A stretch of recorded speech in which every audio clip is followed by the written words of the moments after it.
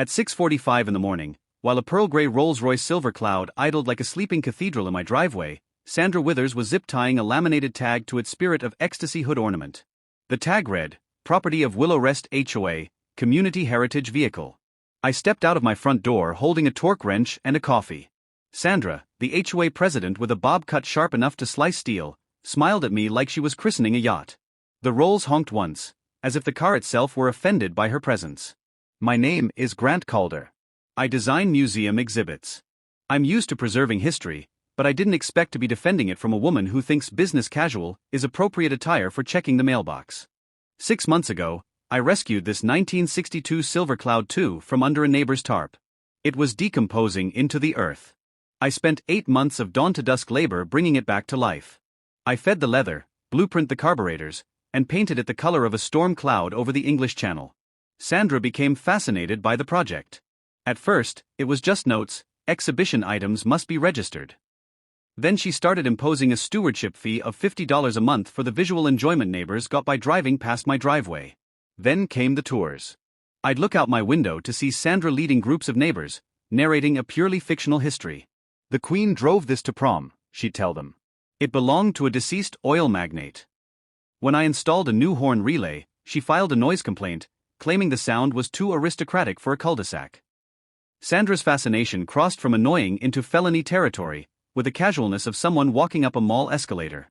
She filed a quiet title affidavit with the county, claiming the car was abandoned common property.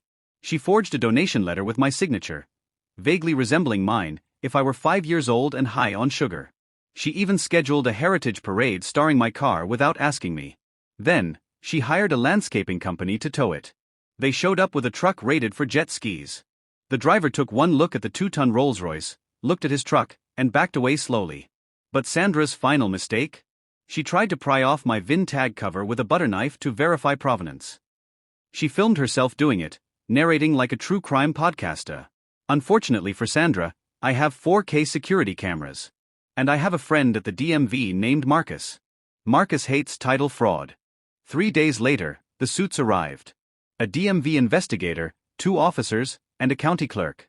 I served them chamomile tea while we watched the footage of Sandra butter knifing my VIN plate.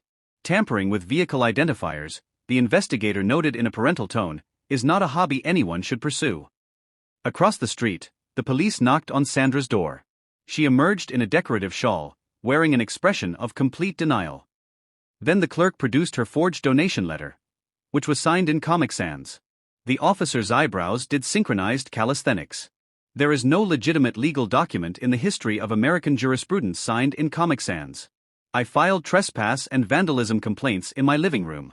The DMV impounded her paperwork as evidence. The HOA board, smelling a lawsuit, scheduled an emergency meeting. The clubhouse was packed. It smelled like store-bought cookies and panic. Sandra launched into a slideshow titled, "Community Heritage, Stewarding Our Cloud." She spoke about shared assets and collective preservation. Then, she clicked to slide 3. The screen didn't show a vintage photo. It showed the DMV's footage of her, audio and all, muttering to herself while she hacked at my car with a kitchen utensil. The ripple of gasps through the room was audible. The treasurer stood up next. Sandra paid a $2,800 parade fee from our reserves, to her cousin, a dental hygienist with 0 event planning experience. The room erupted. The board voted 5-0 to remove her on the spot. The police stepped forward with citations for vandalism and false filing. The county clerk announced a formal case for attempted title fraud, potential 3 years in prison. Sandra stood there, her face the color of a boiled lobster, clicking her presentation remote as if it could rewind time. But the show was over. I drove the Rolls home that night. The air was cool, the wood veneer glowed like honey, and for the first time in 8 months, the only thing Sandra Withers was stewarding was her own criminal defense.